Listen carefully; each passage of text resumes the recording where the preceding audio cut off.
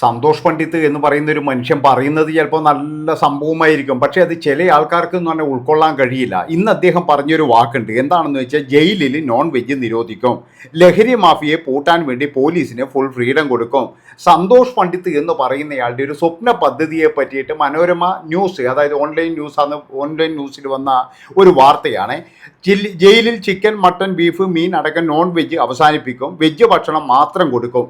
അപ്പോൾ ജയിലിൽ ജോലി ചെയ്യുന്നവർക്ക് കൊടുക്കുന്ന 640 രൂപ, 500 രൂപ കൂലിയൊക്കെ അങ്ങ് അവസാനിപ്പിക്കും എന്നാണ് സന്തോഷ് പണ്ഡിറ്റ് പറഞ്ഞിരിക്കുന്നത്. ഏതായാലും ഈ ഒരു കാര്യം എന്ന് പറഞ്ഞു കഴിഞ്ഞാൽ നമുക്ക് എല്ലാവർക്കും അറിയാം.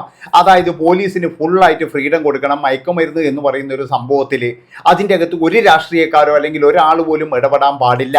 അതിൻ്റെ താഴെ വന്ന കമൻറ്റുകളാണ് വിചിത്രമായിട്ട് എനിക്ക് തോന്നിയത്. കാരണം എന്താ വെച്ചാൽ ഇത് സന്തോഷ് പണ്ഡിറ്റിന് വേണ്ടിയിട്ടോ അല്ലെങ്കിൽ അദ്ദേഹത്തിൻ്റെ മക്കൾക്ക് വേണ്ടിയിട്ടോ ഒന്നുമല്ല. അതാണ് നിങ്ങൾ ആലോചിക്കേണ്ടത്. എന്താണെന്ന് വെച്ച് കഴിഞ്ഞാൽ ഇന്ന് സമൂഹത്തിൽ എന്ന് പറഞ്ഞു കഴിഞ്ഞാൽ മയക്കുമരുന്ന് എന്ന് പറയുന്ന ഒരു സംഭവം ഇപ്പോൾ 2 ദിവസം മുമ്പ് എന്ന് പറഞ്ഞു കഴിഞ്ഞാൽ വലിയ ടീമിനെയാണ് ലഹരിയുമായിട്ട് വലിയ ആഡംബര ഹോട്ടലിൽ നിന്ന് പിടികൂടുന്നത്. അതിലെന്ന് പറഞ്ഞാൽ പെൺകുട്ടികളുണ്ട്, ആണുങ്ങളുണ്ട്, പെണ്ണുണ്ട്, എല്ലാം ഉണ്ട്. ഇതെല്ലാം ഒരുമിച്ചാണ് ഇത് അടിക്കുകയും ഒരുമിച്ച് കിടന്നുറങ്ങുകയും ഒക്കെ ചെയ്യുന്നത്. ഏതായാലും ഇതിനെതിരെ സന്തോഷ് പണ്ഡിറ്റ് പറഞ്ഞ എന്താണ്, ലഹരി മാഫിയക്കെതിരെ പോരാടാൻ വേണ്ടിയിട്ട് പോലീസിന് ഫുൾ ഫ്രീഡം കൊടുക്കുമെന്ന് പറഞ്ഞു കഴിഞ്ഞാൽ അതിൻ്റെ അകത്ത് ഒരു ഇടപെടൽ പോലും നടക്കത്തില്ല. പക്ഷെ അതിൻ്റെ അടിയിൽ വന്ന കമൻറ്റ് എന്താണ്, നീ ആരാണടാ അത് ചോദിക്കാൻ? നീ ഒരു MLA ആണോ, അല്ലെങ്കിൽ നീ ഒരു MP ആണോ, അല്ലെങ്കിൽ നീ വേറെ ഏതെങ്കിലും തരത്തിലുള്ളവനാണോ? എൻ്റെ പൊന്ന് സഹോദരങ്ങളെ, സന്തോഷ് പണ്ഡിറ്റ് എന്ന് പറയുന്ന ഒരു വ്യക്തി, അയാളുടെ രാഷ്ട്രീയം എന്തോ ആയിക്കോട്ടെ, അയാളുടെ ബാക്കിയുള്ള കാര്യങ്ങൾ എന്തോ ആയിക്കോട്ടെ, പക്ഷെ അയാൾ പറഞ്ഞതിലൊരു കാര്യമുണ്ടോ? അതായത് ഇന്ന് നമ്മുടെ സമൂഹത്തിനെ എന്ന് പറഞ്ഞാൽ കാർന്ന് തിന്നുന്നൊരു സംഭവം എന്താണെന്ന് വെച്ച് കഴിഞ്ഞാൽ ലഹരി മാഫിയ തന്നെയാണ്. അതിനെതിരെ അദ്ദേഹം എടുക്കുന്ന നിലപാട് അങ്ങനെയാണെങ്കിൽ അത് നല്ലത് തന്നെയല്ലേ? ഓരോ മനുഷ്യനും ഇവിടെ പറയാൻ ആഗ്രഹിച്ച കാര്യം തന്നെയാണ് സന്തോഷ് പണ്ഡിറ്റ് പറയുന്നത്.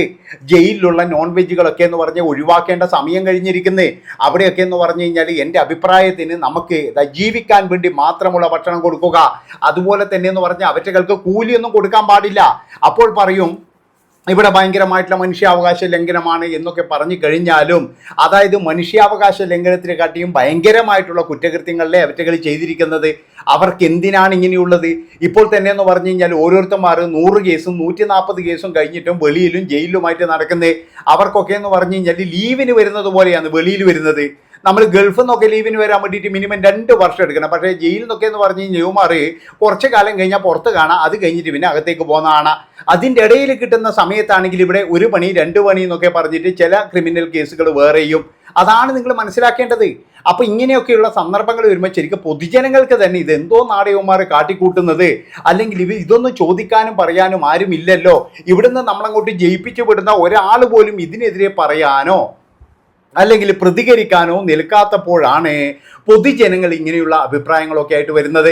അതായത് എല്ലാവർക്കും എന്ന് പറഞ്ഞാൽ പലതും പറയാനുണ്ട്. ഇവിടെ നല്ലതായിട്ട് ജീവിക്കുന്ന പലർക്കും പലതും പറയാനുണ്ട്. പക്ഷേ അതിലൊന്നും ഒരാൾ പോലും ചെവിക്കൊള്ളില്ല. കാരണം എന്താണ്, ഇവർക്കൊക്കെ വേണ്ടത് എന്ന് പറഞ്ഞാൽ ചില ഗുണ്ടകളൊക്കെ ഇവർക്ക് വേണം. അതുപോലെ തന്നെ എന്ന് പറഞ്ഞാൽ ഇങ്ങനെയുള്ള ചില തരവന്മാരെയൊക്കെ വേണം. അതുകൊണ്ട് തന്നെ ഇങ്ങനെ എന്തെങ്കിലും ഒരു കേസിൽ അകപ്പെട്ട് കഴിഞ്ഞാൽ ആദ്യം തന്നെ നോക്കുന്നത് അവൻ ഏത് രാഷ്ട്രീയ പാർട്ടിക്കാരനാണ്, അതുപോലെ തന്നെ അവൻ്റെ വീട്ടുകാർക്കുള്ള സ്വാധീനം എന്താണ്. ഇനി എന്ത് കേസിലായാലും ശരി, ഒന്നും വേണ്ട, ഒരു ഹെൽമെറ്റ് വെക്കാതെ നമ്മൾ പോയി കഴിഞ്ഞാൽ പോലീസ് പിടിക്കും, അല്ലെങ്കിൽ ലൈസൻസ് ഇല്ലാതെ പോയി കഴിഞ്ഞാൽ പോലീസ് പിടിക്കും. പോലീസ് പിടിച്ചിട്ട് പോലീസിനോട് തന്നെ എന്തെങ്കിലും പറഞ്ഞു കഴിഞ്ഞിട്ട് പോലീസ് എന്തെങ്കിലും ചെയ്താലോ അത് പിന്നീട് എന്ന് പറഞ്ഞാൽ പോലീസുകാർക്ക് വലിയ പുലിവാലായി മാറും. കാരണം എന്താണ്, ഇവന് കുറച്ച് രാഷ്ട്രീയ പിടിപാടുണ്ടാകും, അല്ലെങ്കിൽ ഇവൻ്റെ തന്തയ്ക്കുണ്ടാകും. അപ്പോൾ അവരൊക്കെ എന്ന് പറഞ്ഞു കഴിഞ്ഞാൽ ചേർന്നിട്ട് വലിയ നേതാക്കന്മാരെ കൊണ്ട് വിളിപ്പിക്കും. അങ്ങനെ ഇയാൾക്ക് പിന്നെന്ന് പറഞ്ഞു കഴിഞ്ഞാൽ കഷ്ടകാലമാണ്. അതുകൊണ്ടാണ് ഞാൻ പറയുന്നത് പോലീസിന് പോലീസിൻ്റെതായ ഫ്രീഡം കൊടുത്തു വിടണം. അതായത് ഈ മയക്കുമരുന്ന് കേസിലൊക്കെയാണ് പറയുന്നത്, അല്ലാതെ എല്ലാ കാര്യത്തിലും അല്ല. ഞാൻ പറഞ്ഞല്ലോ, എല്ലാത്തിലും പുഴുക്കുത്തുകൾ ഉണ്ടാകും. അതായത് ഒന്നും മതിയല്ലോ പറയിക്കാൻ. ഇപ്പം നമ്മൾ ഒരുപാട് എന്തെങ്കിലും ഒരു പഴം എടുക്കുന്നത്, അതിലൊന്ന് ചീഞ്ഞ് കഴിഞ്ഞാൽ എല്ലാം ചീഞ്ഞ പോലെ തന്നെയാണ്. അതുകൊണ്ടാണ് ഞാൻ പറയുന്നത് ചില കാര്യങ്ങളിലൊക്കെ എന്ന് പറഞ്ഞു കഴിഞ്ഞാൽ ഇടപെടലുകൾ അവസാനിപ്പിക്കണം. അപ്പോൾ സന്തോഷ് പണ്ഡിറ്റ് എന്ന് പറയുന്ന ഒരു മനുഷ്യൻ ഇങ്ങനെ പറഞ്ഞപ്പോൾ എന്തിനാണ് കുരു പൊട്ടുന്നത്? അതാണ് എനിക്ക് ചോദിക്കാനുള്ളത്. അയാളുടെ ഒരു അഭിപ്രായമല്ലേ പറഞ്ഞത്. ഇന്ന് നമ്മുടെ നാട്ടിൽ നടക്കുന്ന ചില കാര്യങ്ങളെ പറ്റി നോക്കുകയാണെങ്കിൽ ഇദ്ദേഹത്തിൻ്റെ അഭിപ്രായം എന്ന് പറഞ്ഞു കഴിഞ്ഞാൽ ഓരോ പൗരനുമുള്ള അഭിപ്രായമാണ്. ഓരോ ആൾക്കാരും പറയാൻ ആഗ്രഹിച്ചതല്ലേ ഇങ്ങനെ പറയുന്നത്. നിങ്ങളൊന്ന് ആലോചിച്ച് നോക്ക്. ഓരോരോ ആൾക്കാരും ഇതിപ്പോൾ ശരിയാണെങ്കിൽ സന്തോഷ് പണ്ഡിറ്റിൻ്റെ രാഷ്ട്രീയം നോക്കിയിട്ടാണോ ഇനി അല്ല അദ്ദേഹത്തിൻ്റെ സിനിമ നോക്കിയിട്ടാണോ എന്നറിയില്ല, അദ്ദേഹത്തിനെതിരെ ഭയങ്കരമായിട്ട് ഹേറ്റ് കമൻറ്റുകളാണ് ഇങ്ങനെ വന്നുകൊണ്ടിരിക്കുന്നത്.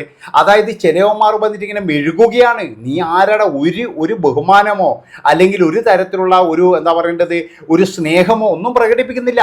ഇവർക്കൊക്കെ എന്ന് പറഞ്ഞു കഴിഞ്ഞാൽ അയാൾ ആരിങ്ങനെ പറയാൻ, അയാൾ എന്തിനാണ് ഇത് പറയുന്നത്? ഇത് പറയാൻ വേറെ ആൾക്കാരില്ല, എന്നാൽ വേറെ ഏതെങ്കിലും ഒരാൾക്കാർ പറയണ്ടേ? ഒരാൾ പോലും ഇത് പറയാനില്ലല്ലോ. അതായത് പൊതുജനങ്ങൾക്ക് വേണ്ടി നന്മയുണ്ടാകുന്ന അല്ലെങ്കിൽ നല്ലതാകുന്ന ഇങ്ങനെയുള്ള കാര്യങ്ങൾ പറയാൻ വേണ്ടി ആരും കാണുന്നില്ല. എല്ലാവർക്കും എന്താ വേണ്ടതെന്ന് പറഞ്ഞു കഴിഞ്ഞാൽ അതായത് അവനവൻ്റെ രാഷ്ട്രീയക്കാരോ അല്ലെങ്കിൽ അവനവൻ്റെ നേതാക്കളോ പറയുന്നതോ മാത്രമാണ് ചിലരുടെ വേദവാക്യം. മറ്റുള്ളവരെ പറഞ്ഞു കഴിഞ്ഞാൽ പുല്ലുവില എന്ന് മാത്രമല്ല അവനെയൊക്കെ സൈബർ അറ്റാക്ക് ചെയ്ത് ഇല്ലാതാക്കുക. അതാണ് ഇവിടെ സംഭവിച്ചു കൊണ്ടിരിക്കുന്നത്. നമുക്കെല്ലാവർക്കും അറിയാം സന്തോഷ് പണ്ഡിറ്റ് എന്ന് പറയുന്ന ഒരു നടൻ, അദ്ദേഹത്തിൻ്റെ രാഷ്ട്രീയം ഞാൻ പറഞ്ഞല്ലോ, അതൊന്നുമല്ല. അദ്ദേഹം ചെയ്യുന്ന ചില നന്മ പ്രവൃത്തികളുണ്ട്. ഒരാളെയും ആശ്രയിക്കാതെ അദ്ദേഹത്തിനെ കൊണ്ട് ചെയ്യുന്ന ചില കാര്യങ്ങളുണ്ട്. അതൊക്കെ ചെയ്യുന്നത് കാണുമ്പോൾ അതിൻ്റെ അടിയിൽ വന്നിട്ടും കമൻറ്റ് ചെയ്യുന്ന ചില വിദ്വാന്മാരുണ്ട്. അതായത് ഇവനൊക്കെ എന്തിനാണ് ഈ കൊണ്ടു കൊടുക്കുന്നത് മുഴുവൻ പാട്ടാക്കുന്നത്? അതുമാത്രവുമല്ല, ഇവനൊക്കെ ഈ ഒരു ചെറിയ കാര്യം കൊണ്ട് കൊടുത്തിട്ടാണോ ഇതൊക്കെ വീഡിയോ പിടിച്ചിടുന്നത്?